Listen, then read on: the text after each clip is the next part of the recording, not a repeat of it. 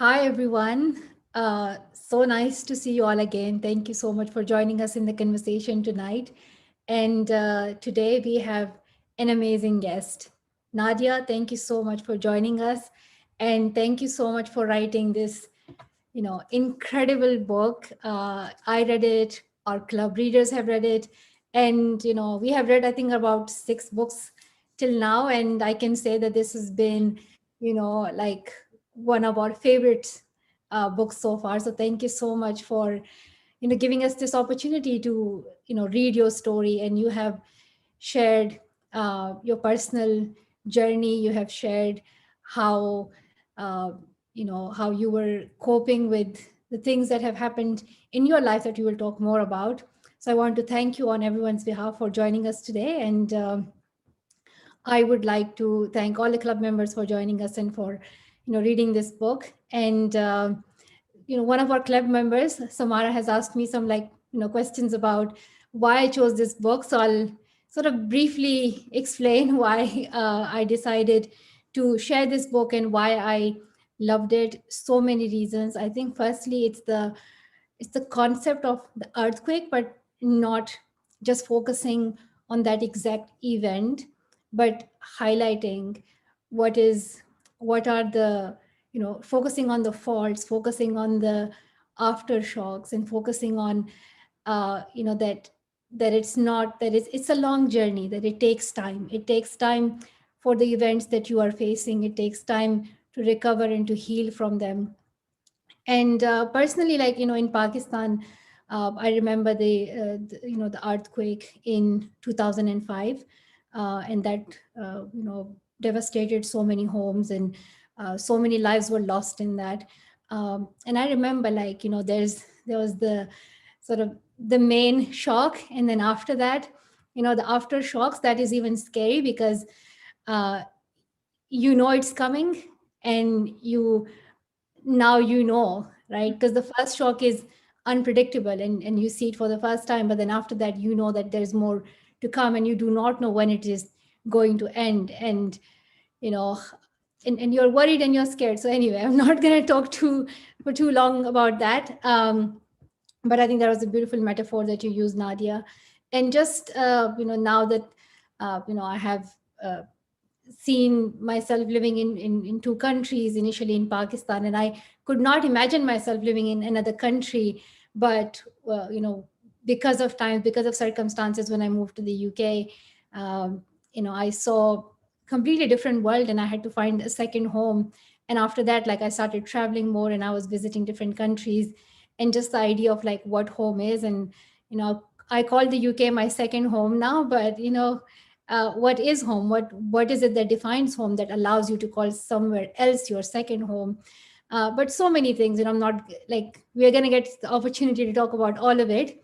So I'm gonna get straight into the questions that we have received from our club readers. So I'm going to start with like the writing process.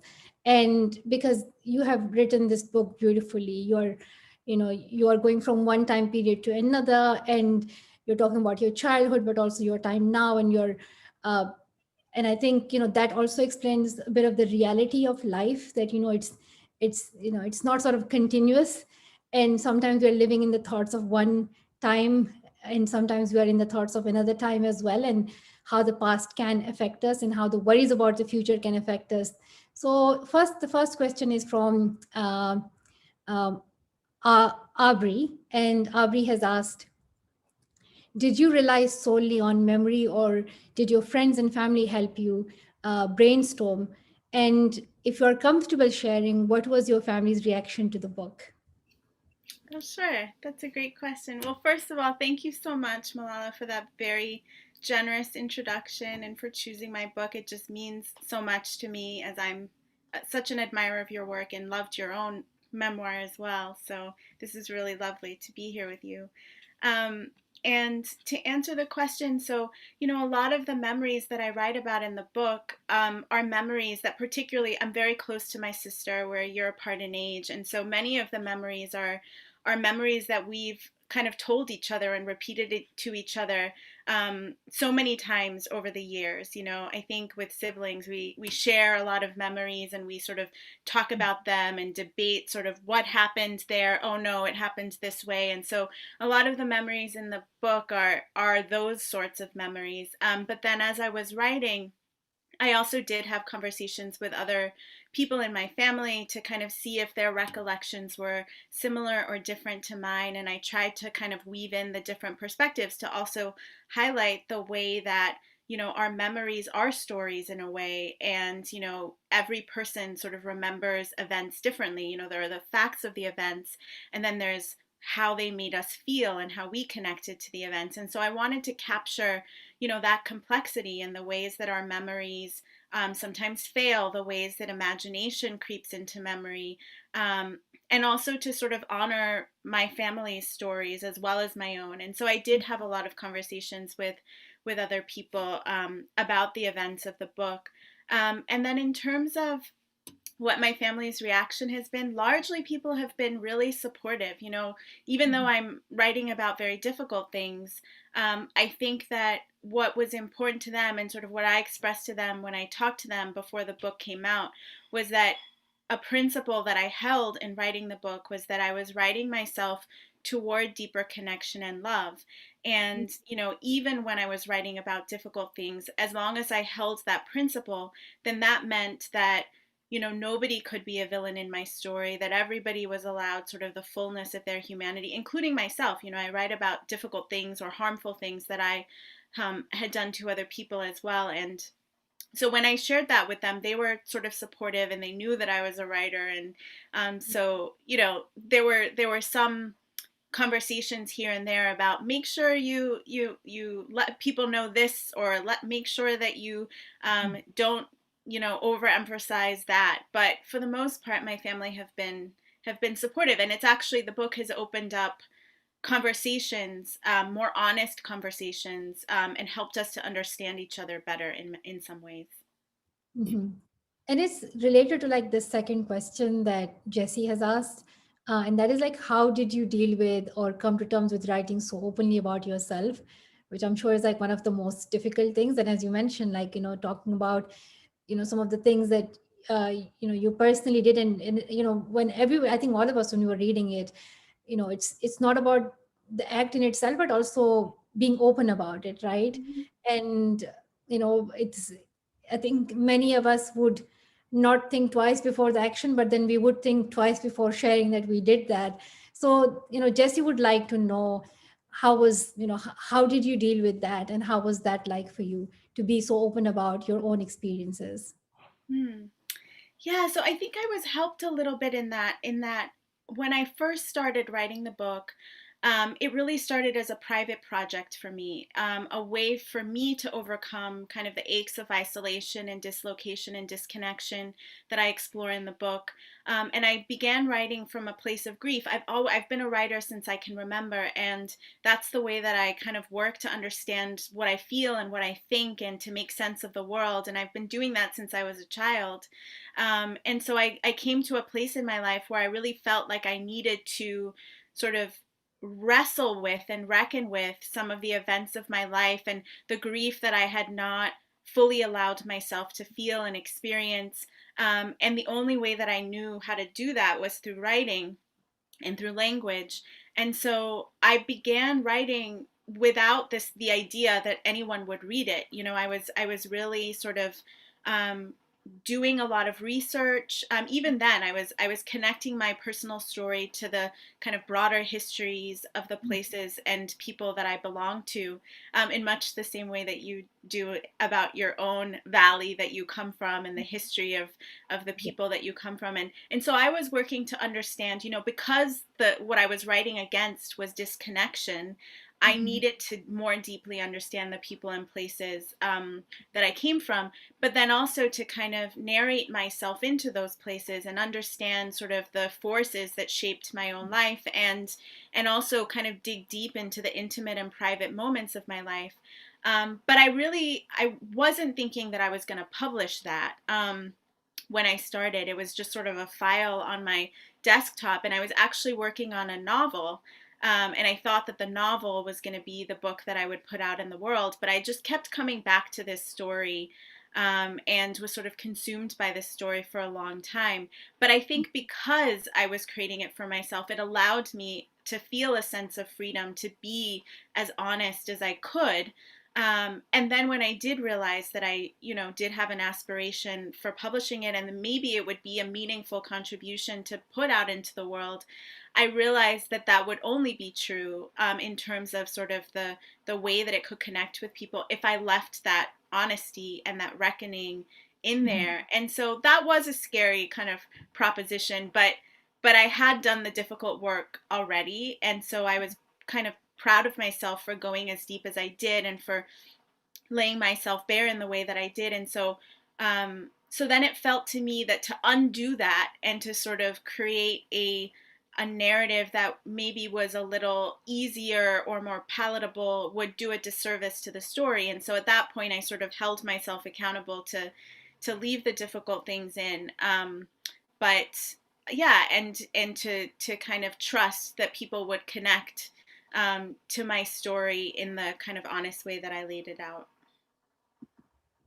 And related to that, I you like you were beautifully bringing in information about the different countries that you had been living in, from Ethiopia to, you know, all of the places that you have seen, and you were, talking about the history and the culture, and I found that really fascinating. So when you were like, writing sort of with not with the intention to like release it, but when you were drafting, all this together, did you consider that before, like, thinking about publishing it as a book, or did it come to you later to say that it would be important to include the history of some of the places that you have been to? Mm-hmm. Yeah, I mean, I started doing it kind of organically as I was writing just for myself, in part because, I did grow up outside of my parents' cultures, and I lived in the places that I called home for only 2 or 3 years. And so one of the things that I was trying to find for myself and to give myself was a sense of rootedness. And in order to do that, I needed to more deeply understand those places. And so I was doing a lot of research, even when it was just a private project, Mhm. about the histories of the places that I lived. I didn't write them, as deeply as, and I wasn't connecting them necessarily to my own story in the way that I do in the book, but I was sort of capturing them and doing research, and I had a whole kind of file of the histories of some of the places, and information about the cultures that I had, not known or forgotten, because I was, a child as I was moving through those places, and also because we didn't stay for very long. But like many writers, I do write to think through the questions that I'm carrying. And one of those questions for me has always been, who am I in the world, and where do I fit into the histories of my family and the places that I've tried to belong to? And so that question really was one of the animating questions, even when I was writing just for myself. So it was in a very different form, but the kind of instinct to talk about sort of my own personal history, but then also these larger histories, was already at play when I was writing for myself. And then when I did decide to turn it into a book, that's when I kind of went back in and started to deepen it and kind of make the connections clearer, and to sort of wrestle with them in a different way. Mhm. And Kanti, she has asked that, she firstly she wants to appreciate you that you are, an aspiring author, and but she would love to know, like, are there exercises, techniques, or strategies that you use to access your internal emotions that, that you could write this incredible book? And a lot of like the authors have asked about the structure of a lot of the readers have asked about the structure of the book as well, and how you decided to give it the structure that you have given to it, talking about the main shocks and aftershocks and the fault and so many other things, and the blue chair. Yeah, I love it. And so I think just an idea of like, because we can all think about the past events, but to figure out how exactly we were feeling and then how even when we remember how we were feeling, we can't really summarize that in Mm-hmm. words. So what was that like for you? Yeah, that's a great question. I mean, I think when I was trying to kind of get inside of memories and sort of locate myself within them, often I would focus on a very specific detail that I did recall, and I would often start with something really specific. So if that was the way kind of my father looked over his glasses at me, or the kind of sound of the rocking chair in his office sort of hitting the floor, or the color of the walls in a childhood bedroom. I tried to kind of choose some specific details that I could then connect to.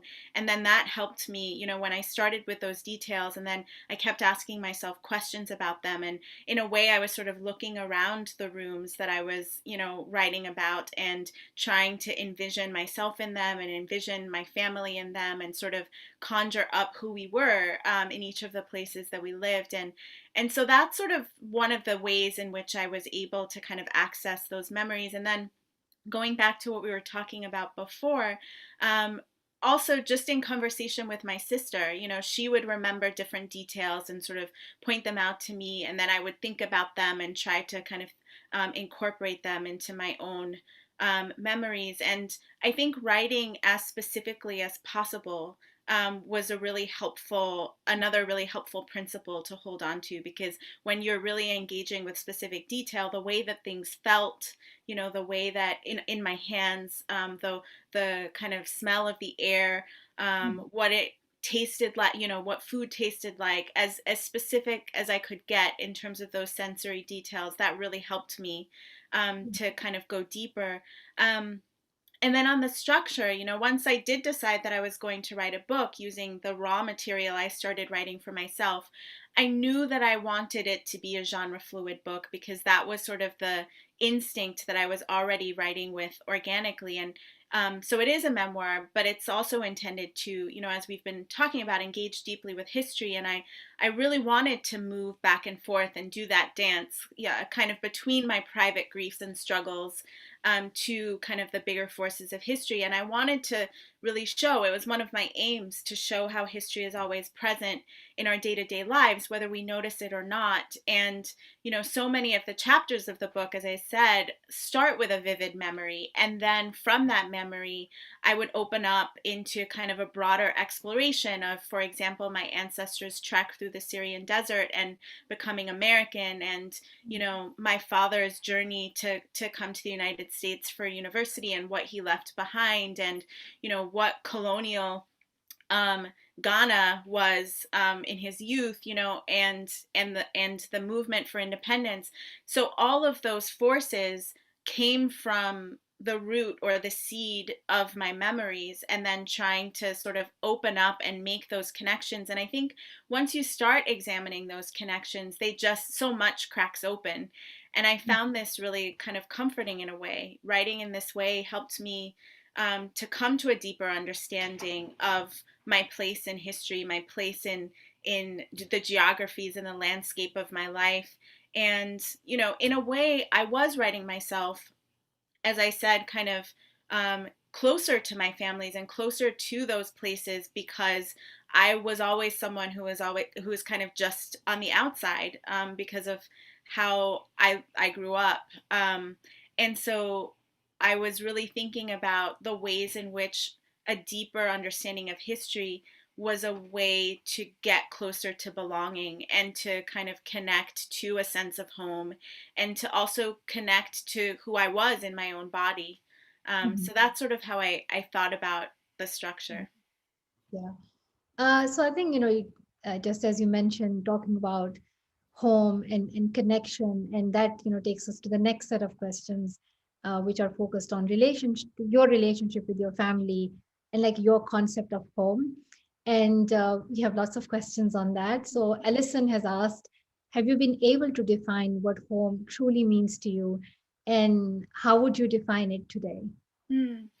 Yeah, that's such a great question. And of course, in writing this book and talking about it, I've been thinking about it a lot. And, one of the animating forces of this book was this longing that I had to belong. And, because just as we were settling into a country, I was learning the language and making friends, then we had to get ready to leave. And, as I said, there were times when I felt like an outsider, even in my own families, because I didn't speak the languages, because I looked different from, some members of my family. And Mhm. so often in the world, there is kind of a demand that's placed on us to see our identities as fixed. And I had sort of internalized that necessity, or that demand and that need. And I kind of wanted that for myself, and was always a little bit fearful of rejection. But through the journey of writing this book, and through the kind of conversations that I've had about it with so many other people who have very different lives than mine, but similarly have kind of struggled with finding a sense of connection and home and rootedness for all sorts of reasons, Mhm. I have come to define home and family really expansively, and to kind of claim all of the places and people that I've belonged to as sort of a beautiful thing, that, to celebrate my multiplicity and to Mhm. claim that multiplicity as a kind of rootedness, in that, my roots are very broad and they connect me to so many different people and places. And that rootedness is also kind of, it's kind of grounded in the love that I have for the people and places. Like, even if my connection to them is always going to be complicated, it's never going to be simple, and I'm never going to be able to easily answer the question, sort of, where are you from? At the same time, like, home doesn't have to be a single place, and that's sort of where I've landed. Mhm. I know, you beautifully said that self-selection into a group did not necessarily lead to acceptance. So it is not an easy journey. And I think it's not so easy to call one place your home. There's also the idea of acceptance, and where you feel comfortable, the place where you sort of most connect to, do they accept you or not? Are you fully aware of the culture or not? Can you speak the language? Are you as traditional as so many things, right? So, but you have beautifully answered it. Um, and the second, another question that we have is from Gabriella. And the question is, what is your relationship with your family now? And did you ever find out the truth about how your father died? If you feel comfortable. Yeah. Hmm. Yeah, so part of the journey of this book, in some ways, was kind of finding a place of compassion Mhm. for the kind of grown-ups in my life. I think when we're children, we often see the adults in our lives, our parents, only in relationship to ourselves and to who they are in our story. And part of writing this book was a way for me to begin to see my family, and my parents specifically, as human beings who had kind of a life outside of who they were to me, and had their own longings and desires and relationships, and, like, hopes for their lives. And so that was really helpful to me, to kind of begin to notice the stories that I had told myself, and the ways that those stories kind of did a disservice to the humanity of my loved ones. And that didn't mean not being honest about the difficult things, and the challenging things, and certainly the grief that I felt about my mother's leaving. But it did mean that I would sort of leave a window open, to try to understand what might have caused her to leave in the first place, what might have been going on in her life, what were the forces that, kind of animated her choices and desires and longings. And similarly with my stepmother and my father. Um, and and so I would say that, especially with my birth mother, with my mother, the journey of this sort of reckoning from the early days of writing this book as a private project to now, our relationship has deepened in really beautiful ways. I kind of end the book on this note of the possibility of reconciliation, and we are in a process of reconciliation, and coming to know each other and understand each other, beyond the ways that we had the opportunity to do when I was a child. And I'm so grateful for that. And part of the reason that that has been possible is because she's also willing to be really honest about her Mhm. own life with me, and to kind of own the impact that her decisions had on me. And so we've had really kind of deep, honest conversations about it. And actually, she's been one of the biggest supporters of this book. She's come to readings even when I'm sort of reading stories that might be difficult for her to hear. And she's kind of driving around Massachusetts where she lives, kind of taking photographs of the book in shop windows. And my father's side of the family have always been really supportive of my wanting to be a writer, um, and excited to hear about the ways in which the writing of this book made me feel again more connected to my father, you know, all these years after I lost him. And then similarly with my stepmother, you know, it's a journey and it's a process, and our relationship is a work in progress. But I think that being able to be really honest about sort of the conflict and the hard times sets us up better to kind of think about what the future might look like and different possibilities for who we might be to each other.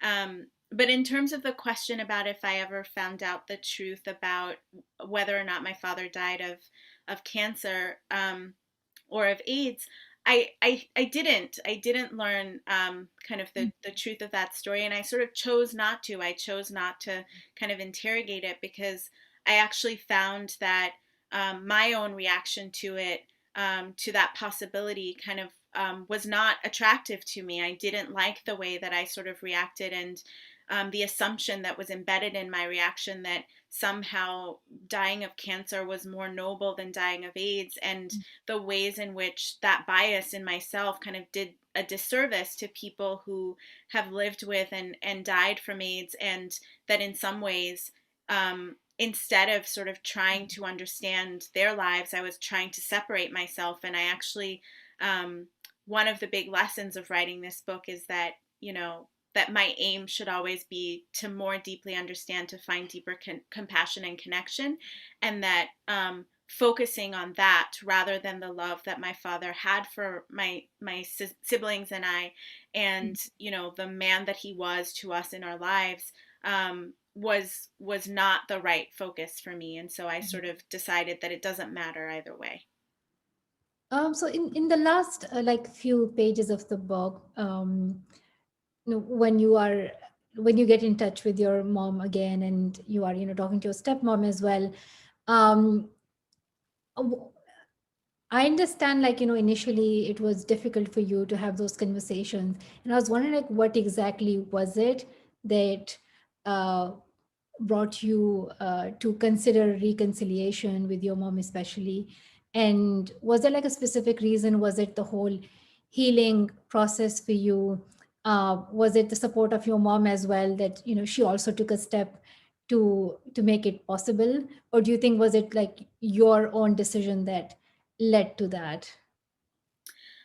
So I think that the kind of process that I had gone through, the healing process that I had gone through for myself, which in part was about kind of letting go of the anger and opening myself up um, to other new possibilities in terms of reconciliation. That was part of it.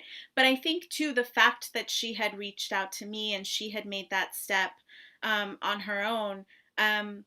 I was able to see that as a meaningful step because I had let go of some of the anger. I think if it had come sort of a year or two before, I would have still been too angry to respond to her. And so I think both of us were on our separate journeys to kind of reckon with our own feelings and grief and sense of responsibility, and also longing and love for each other, which still was always there, you know. And in the conversations that I've had with her since, like I know that they were always there, and so I think it was a matter of kind of the work that she had done, um, and her willingness in the early conversations that I had with her to sort of take responsibility and to be really honest about the choices that she made, and to listen to me about the ways that those choices impacted me and my life, and also the fact that I had kind of worked to see that inside of that anger there was always still this longing that I had to reconnect with her, and that I would regret it if I allowed the anger to get in the way of that. Mhm. So we have another question from Vicky, and You know, Vicky says, I found Aftershocks to be a theological book in the sense it posed some radical spiritual thoughts. Have you done any more thinking about the phrase, God is change? Hmm.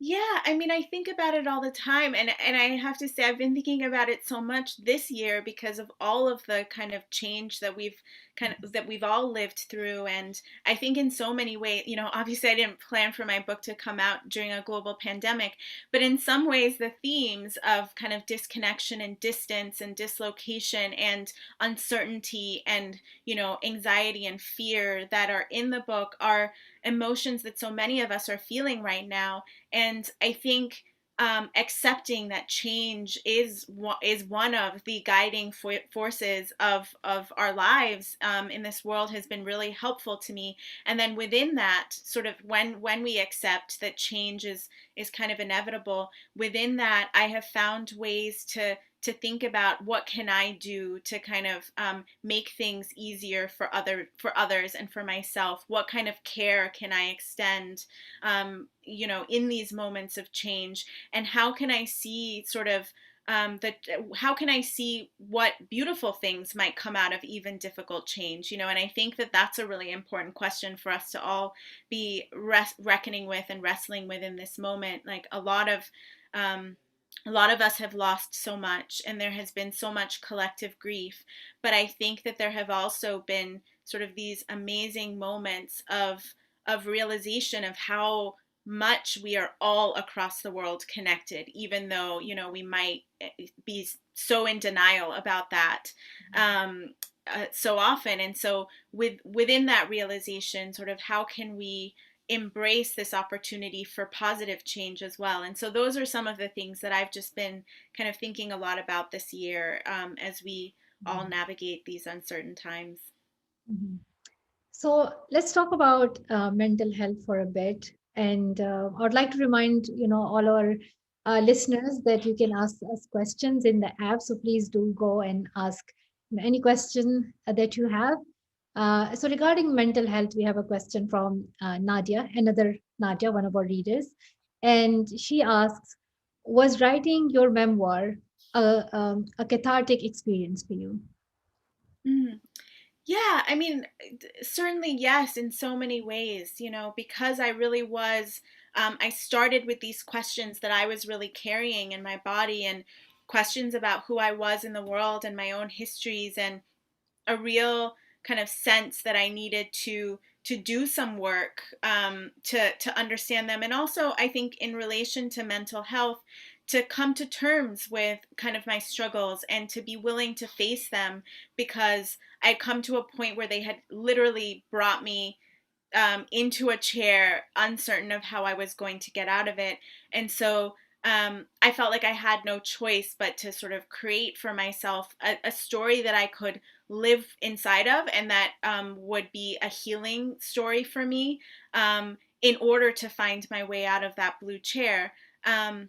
And so in a very literal sense, it was cathartic, and it did allow me to kind of take the facts of my life and examine them in new lights, and try to find within those facts, even the difficult ones, as I was saying, possibilities for how I might kind of move forward into the world in the future as a person who was more open and more loving and more caring, and all of that towards myself as well as towards other people, because in so many ways I was so intolerant with myself because I saw kind of my struggles with mental health as a failure or as a weakness. And so being willing to kind of accept and to write about those moments, and even to share those moments, the most difficult moments, with the world, set me free of kind of the shame that I was carrying around them as well. And just as you mentioned that there is a stigma attached to writing about mental health, and this is the question that we have from Victoria. She has asked that why is it that many authors don't write about mental health, and why is there just stigma being attached to it? And so, would love to hear your thoughts on that. Yeah, I mean, I think across so many cultures there is a stigma attached to mental health. It's sort of seen, or mental health issues, it's seen as sort of as I kind of looked at it in myself, as a failure, as a weakness. Why can't you just power through it and continue Mhm. on with your life and stay focused, and that if you're not able to do that, then that is a shameful thing, and that you should hide that and not talk about it. But we know that mental health issues, like any other ailment or illness, is very real. It's connected to biology. It's connected to the chemicals in our brains, and certainly it's connected to trauma that we sort of carry in our bodies, whether we want to recognize it or not. But I think that so many of us, because of that stigma, and writers certainly are afraid of kind of being honest about our own struggles and our own weaknesses, and we want to sort of present ourselves to the world as capable and as productive. And I think that those are values that so much of society finds really honorable and important. And even thinking about that, bringing it back to this current moment that we're living through, the ways in which there is pressure to continue living our lives the way that we always have, and being as productive as we always have been, when there is so much to grieve and so much pain. And that probably we would do better to kind of take a step back and kind of think about what our priorities are, and how to take care of ourselves and how to take care of our loved ones. But yeah, I think that it is difficult to do that, because of the pressure that is put on us to kind of show up in the world from a place of strength. But I found really that vulnerability is strength. And I know that there's a conversation that's happening around the world too, about the ways in which being vulnerable and being willing to feel fully, and be honest with each other about the ways that we're feeling and the things that we're carrying, is a show of strength, because it enables other people to kind of step more fully into who they are as well, and opens up space for more honesty about who we are in the world, and what we can do and create together, and sort of the world we want to live in. No, I fully agree with you on that. And another thing that some of our readers were curious about was the soundtrack that you created on your iPod, especially which song you refer to from Coltrane, and they would love to hear more about that and how music has impacted you. Yeah, definitely. I mean, on that particular soundtrack, there was a lot of kind of avant-garde jazz, which, was my father's music. It wasn't music that I necessarily listened to a lot. My father kind of wanted me to more deeply understand jazz and to pay attention to it. And I think, as I write in the book, the lesson that he was trying to teach me was actually about the beauty and dissonance, and the ways in which that jazz is sort of a philosophical music, because it's asking questions, and in that it's sort of invented and interpreted in the moment that it's created, that it offers ways for us to think about how we can wrestle with difficult questions in our own lives, and reach for beauty even when things feel out of control and wild. And so that's sort of what brought me. I had this inkling that my father's music in that moment would be instructive to me, as I kind of lived through my own moment of dissonance. But I think music in general has always been a place of kind of inspiration and connection to me. And, even now, recently, I was sort of writing an essay about Ghana, and about sort of the time that I had spent in Ghana as a child, and then kind of going back to Ghana, where my brother now lives, as an adult.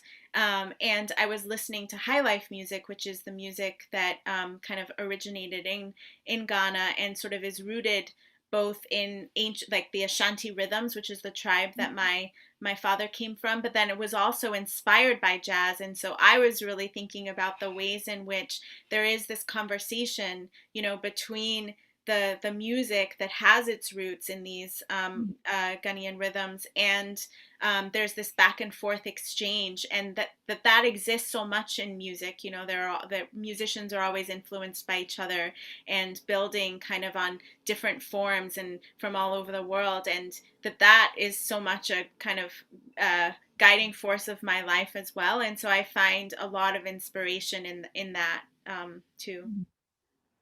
We're also getting like a lot of questions about how finishing the book impacted you. So we have one from Carly, and they're asking how, like, what are you up to now, and how has your life been since publishing, your book? And many of our readers want to know, like, how did it make you feel once you, like, finish this book, and now, like, you have, now it's been out and people are reading it. And Jeremy, has asked how how your life has changed after writing this. Do you feel lighter, freer after getting your story out? Yeah, so just how has your life been since your book is out? Yeah, yeah. So it's been kind of a long road. You know, the publishing journey can be quite long, and mine was particularly long because for different reasons, the publishing date, kept being moved, and then the pandemic struck, and then it was moved again because of that, the uncertainty connected to the pandemic.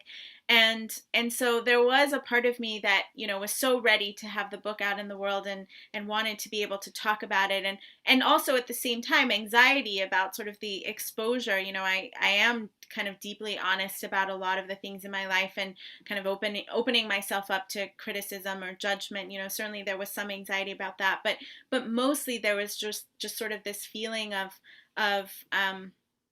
just pride that I had managed to write a book, which had been my lifelong dream, since I was a little girl. And so I was really excited to be able to put it out in the world. And then kind of whatever happened, I was happy with, because that was sort of the achievement, was sort of publishing the book.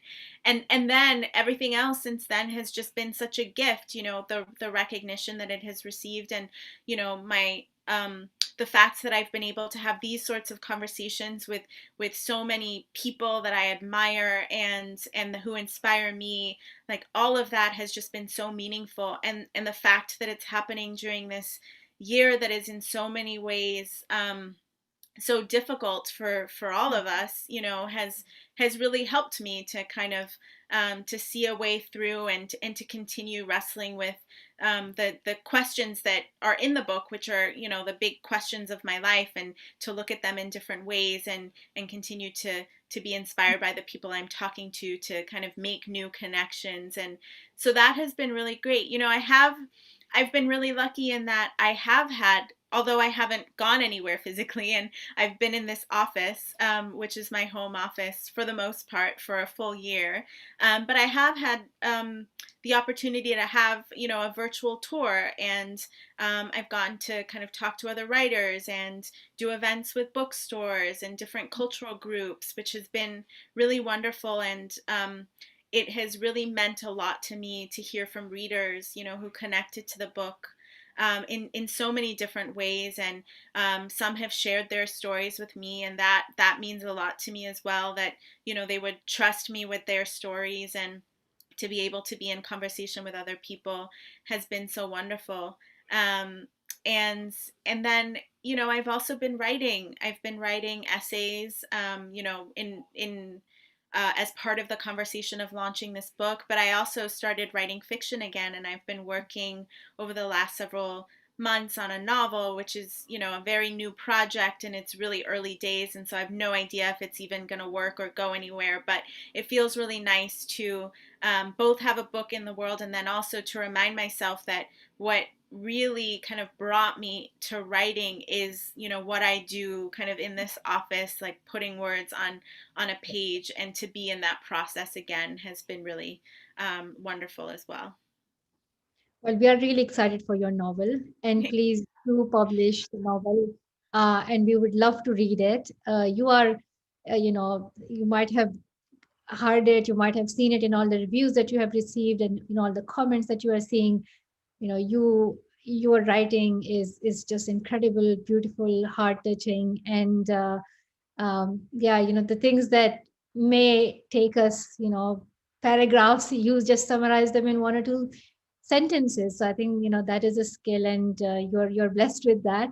And one of we are all curious, and this is a question from Rhonda, and we would all love to know, and Rhonda would love to know that are there any writers that you admire, and were there some writers that you especially considered when you were writing this book?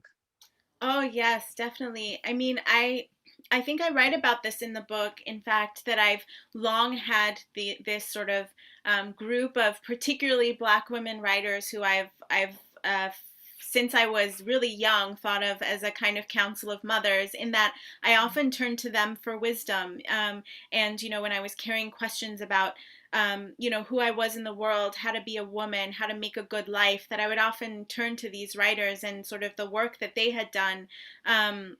To help me see different possibilities. And so some of those writers are Toni Morrison, Audre Lorde, June Jordan, Zora Neale Hurston, Tsitsi Dangaremba.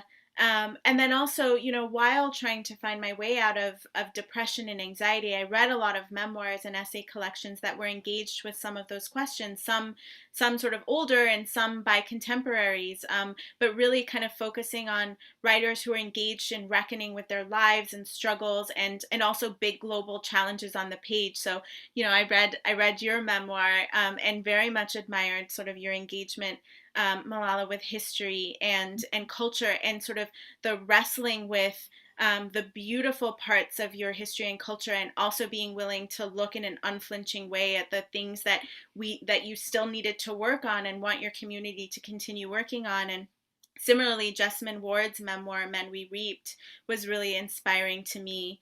In terms of grief, H is for Hawk by Helen Macdonald.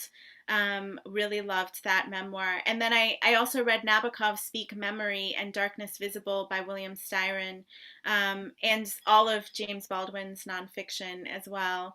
And then Bassi Ikpi, who's a wonderful writer, she wrote a collection of essays called I'm Telling the Truth But I'm Lying, in which she wrote really kind of vulnerably and openly and beautifully. And she was a poet as well, but about her own struggles with mental illness. And so those are just a few that were really important to me, but so many books. So did you like, you talk about like throughout your book you talk about mental health, but also then you started like doing some research on it, and you know you were talking about your own history and background and all the countries that you know were living in, and then you did a bit like you were doing research and you wanted to know about those things. So how did like that develop? Was this the influence of like your father as well, because he was so much into education and learning? Has this just been part of your life, and how does it help you in um, you know in in knowing more about who you are, and in finding that comfort for yourself? Yeah, I mean, definitely, I can definitely say that my kind of approach to trying to understand the world is very much informed by kind of my father's process. And whenever Mhm. we moved to a new country, it was always really important to him that we had some sense of the place and some sense of the history. And especially, when we were moving around Africa in particular. So, in Ethiopia, for example, we were living in the midst of a civil war, but I went to an international school and we didn't learn anything about what was happening around us. We learned about, Europe and, European history. And so it was really important to my father, and he would kind of after school, which I wasn't completely thrilled about at the time, but after my sister and I got out of school, he would set up his own kind of classroom to teach us about what was happening around us, and kind of pushing us and getting us to ask questions and to interrogate and follow our curiosities. And that was something that he always said: follow your curiosities, because that's going to make sure that you are a lifelong student, and that being a lifelong student is the best way to be in the world. Um, and so that was something that he really instilled in me from a very young age. And I think it definitely kind of is part of why I'm a writer, because as I said, like I often will explore those questions on the page. But I think also it's just sort of part of how I walk through the world. Like I'm always looking around and observing. And I think maybe some of it too is from having moved around so much as I did as a child. I think that people who grow up like me, and sometimes we're called third culture kids, in that we're always sort of between cultures and worlds and kind of straddling borders and boundaries. You learn to be very observant, and part of the reason for that is because you want to know how to be and how to exist and how to connect with people in this new place that you found yourself in. You know, you're kind of like Dorothy in the Wizard of Oz, and you're in this new world and you're looking around, and it's all unfamiliar, but you need to learn about it because it's going to be your new home. And so I think that drive to sort of look around me and observe and make connections and ask questions and refine those questions and follow my curiosities, was really shaped, by the way I grew up and by my father's sort of nudging me in that direction as well. Mhm.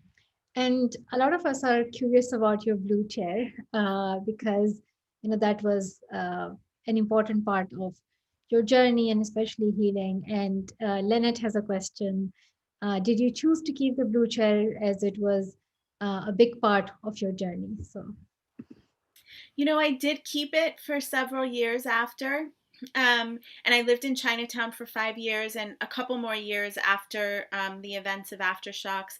But when I moved, from Chinatown, to Brooklyn, New York, I sort of felt like it was time to let go of the blue chair. I felt like it had served me really well and had been, a home for a time, and a comfort for a time. And I think so many of us often will sort of, connect our emotions to physical objects and to places. And so the blue chair was really important to me. But I was ready to kind of have new, adventures and to discover new places and make new connections and, to expand my emotional landscape beyond what was possible for me in the blue chair. And so I actually, a week or so before I moved, I, took the blue chair out onto the street and left it on the street sort of the way that I found it. And then I went for a walk and I came back and it was gone. And so I hope that somebody else picked it up and that it has played a part in someone else's life as well and served them well. Mhm. Well, thank you so much, Nadia, for giving your time to us. And if there's anything else you would like to add, please do. But before we say goodbye to you, would it be possible if you could read the last, few paragraphs from your book, if that's possible for you? If not, we could, do something Sure. else. Sure, I'm happy to do that. Let me show you my home. The glass and steel grow up and out. Towers sprawl. This city is ever changing. We must keep moving to keep up. This is why we do not sleep. You can find me at the bar with a book. The bartender knows my name. He knows my drink. He has read the book I'm reading. He is a poet. For years, my bedroom had no windows. The cracks in my bathroom grew slimy mushrooms that smelled like chlorine. It was what I could afford. In that apartment, I dreamt of skylights and potted plants. Now my window looks down on a courtyard I don't have access to. It is filled with the garbage that can't be put on the street to be picked up till Thursday.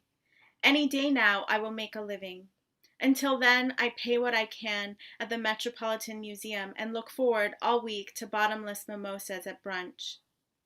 Let me show you my home. It is a border. It is the outer edge of both sides. It is where they drew the line. They drew the line right through me. I would like to file a territorial dispute. Let me show you my home. It is a live fault. The fault is in my body. Let me show you my home. It is a blue chair. I sought asylum here. I marked my application temporary.